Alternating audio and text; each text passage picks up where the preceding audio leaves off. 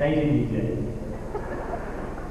For those of you who do not know me, I am Jason Olig, 5 feet 11 inches tall, 123 pounds, brown hair, piercing hazel eyes, and single. I was selected to give this speech by this fine graduating class, and when I heard that news, I knew I wanted to do something never done before, something new, something as fresh as a clean pair of underwear after a warm shower. Something that wasn't sad and emotional, but rather something that would make you all chortle in your seats. But to be honest, inspiration was hard to find. I thought of all my memories here, all the ladies I'd encountered in and out of the halls, all the kids I grew up with, and still nothing fit my high expectations. So I looked for inspiration from some of my intellectual equals. To find a speech that would match my wit, I had to turn to a person who matched my greatness. The first person to come to mind was Abraham Lincoln. I wondered what he would talk about if he had to give a graduation speech. After studying some of his other speeches, I decided that if Lincoln were addressing his graduating class, he might say something like this. 1/10 years ago, we as tiny freshmen brought forth on this school a new class, conceived in education and dedicated to the proposition that all students are created equal.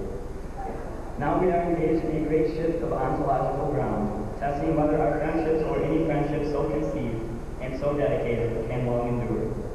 We are met on a great moment of that ideal. We have come to graduate a large portion of this class as a final hurrah for those who dedicated their lives to receive passing grades. It is altogether fitting and proper that we should do this. Lincoln would have hated saying goodbye to his friends, and staying with the theme of former leaders, I also thought of former President John F. Kennedy.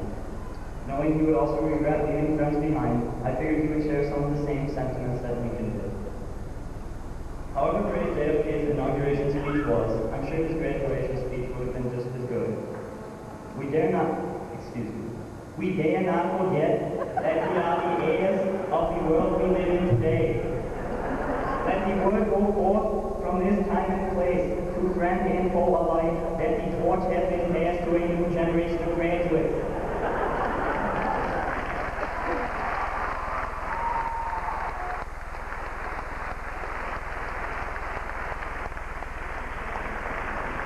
Born about 18 years ago, give or take, tempered by state championships, disciplined by mistakes, proud of our accomplishments, and unwilling to witness or commit the slow undoing of those friendships to which this class has always been committed, and to which we are committed today, at work and on weekends.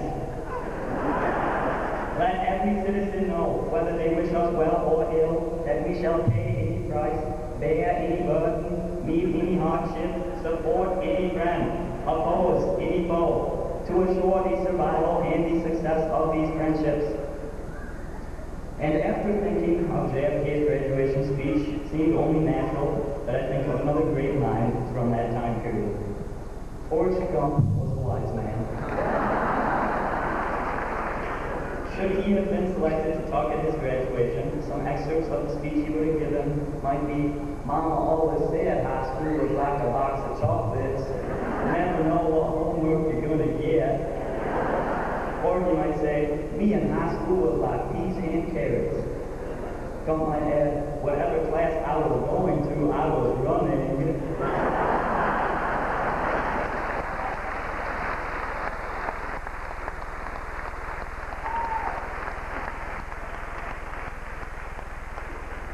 And although Gump's speech would be witty, it would be about as pointless as this one has been.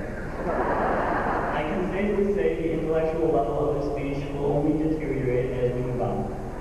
That being said, I would like to share with you what a character said in a speech given in the movie Catch Me If You Can. I feel this speech sums up the proud feelings many of us graduates are having tonight. Oh, and the speech was given by none other than Christopher Walken. Two little mice fell in a bucket of cream. First mouse quickly gave up and drowned. Second mouse wouldn't quit. He struggled so hard that eventually he turned that cream into butter and crawled out. Ladies, gentlemen, as of this moment, we are all that second mouse. Staying with the theme of great speeches, I was planning on going into a speech given by Jack Nicholson at the end of Few Good Men. But it seems I'm running a bit long on time. I already had to cut out the many shoutouts I had to people like Olig,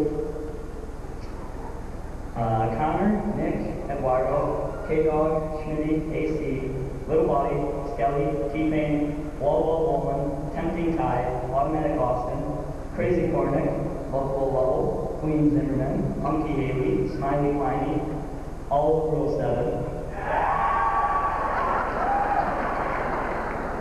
My favorite dog movie, the great Robert Roswell Palmer, and the man who taught me everything I know about economics, the Amish, and poop, Mr. Deary.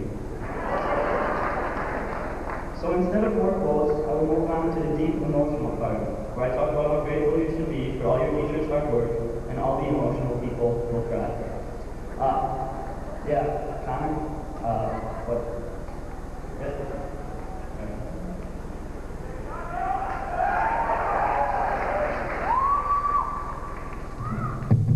What emotional part?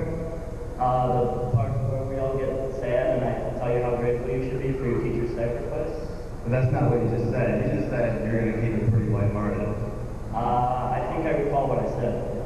I think I got a few people vouching me that you said you're going to keep this pretty lighthearted. I know what I said. I don't need it read back to me, Connor. Well, why the contradiction then? Sometimes people just have to get deep at graduation speeches. So did you or did you not say you're keeping this pretty lighthearted? You want answers? I think I'm entitled. You want answers? I want the truth. You can't handle the truth.